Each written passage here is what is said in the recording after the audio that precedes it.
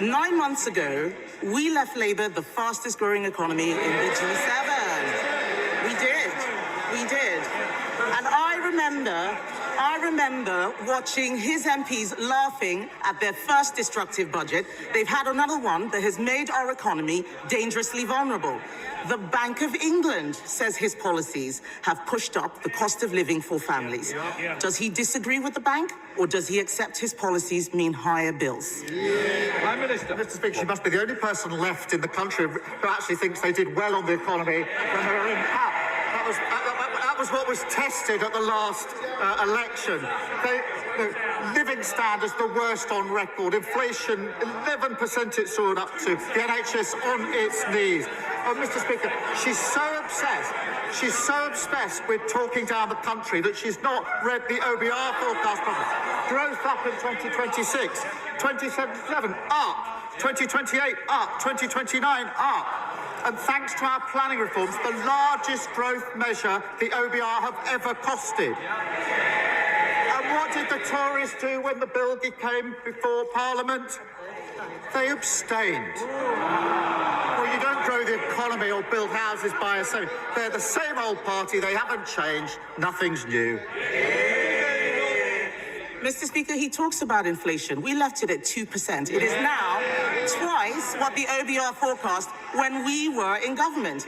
The fact is, his decisions have made our economy fragile, just as we face global trade wars. In November, I urged him to seize the draft US trade deal Conservatives negotiated.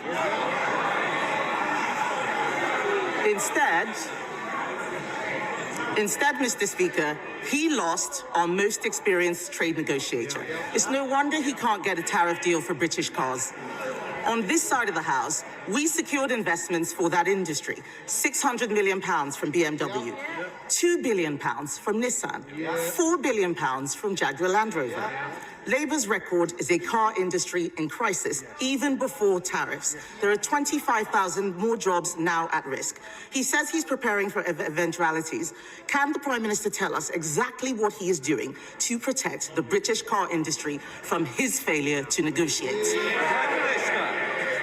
We're taking a calm, pragmatic approach and keeping our feet on the ground. There are constructive talks that are ongoing on a wider economic prosperity deal with the US. That is really important at this moment.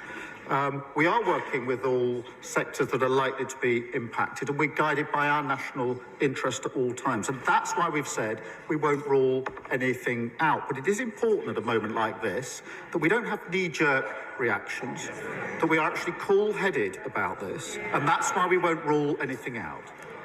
But she's the Trade Secretary. She was the Trade Secretary, Mr. Speaker, who failed to get a trade deal with the US. Mr. Speaker, today the Trump administration will announce new tariffs that will hurt working people in the US and around the world. Would the Prime Minister agree with me that at a time when big tech has grown fat by corrupting our politics and preying on young people, that the wrong approach would be to pander to his bullying tactics and detect millionaires in his imperial court by cutting the digital services tax? Can he assure the public that the poorest won't get cuts while the richest get a free ride? Prime Minister. Well, I thank her for raising this. It is an important issue, and there are issues in relation to Northern Ireland in particular that we have to deal with very carefully. We will, Mr. Speaker, always put the national interest first, and that's why I'm pleased that talks are ongoing and they're constructive talks. I do believe that a trade war is in nobody's interest, and all of the sectors and industries impacted are of the same view. So we'll continue to make that progress in the national interest. The Leader of the Liberal Democrats, Sir Ed Davey. Thank you, Mr. Speaker. Mr. Speaker, the Prime Minister has shown commendable leadership over Ukraine with his plan for a military coalition of the willing against Putin. Will he now provide similar leadership with an economic coalition of the willing against Trump's tariffs for free trade so we can avoid a global trade war and a global recession? Prime Minister.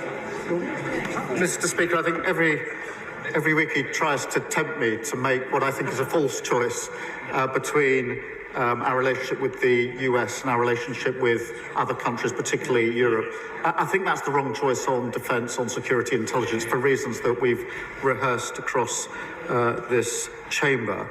I also think it's wrong on trade and the economy. We have a good deal of trade, a balanced trade relationship with the US, and I believe that our interests are best served by calmly trying to secure a deal which is in our national interest, whilst at the same time preparing and leaving all options on the table. People are seeking for governments that operate with decisive action rather than empty promises. They want results, not rhetoric. President Trump calls April 2nd America's Liberation Day. Liberation Day is about reciprocal tariffs. Tariffs, he says, is his favorite word in the book. Trump says that America has been robbed for many decades and now he wants the country to be great again. One of the ways that America will be great again is by ensuring that jobs return to the US, securing US borders, bringing immigration under control by sending illegal immigrants back to their home countries and other approved locations. America could be on a path of true restoration. Tapping into the nation's vast oil and gas reserves, President Trump's vision is driving America towards energy independence and energy dominance. Along with efforts to lower inflation for Americans, these are the strategies that are paving the way for a stronger, more prosperous nation, a truly great America. If the UK Labour government, however, continues down the path of high taxation on companies, which is causing them to leave, not securing the borders, and stopping the drilling for oil and gas, it will be a difficult existence for the average UK citizen over the next 4 years. Government leadership requires strong management and real accountability. If you have benefited in any way from this video, please subscribe, like, share, and be sure to leave us a comment.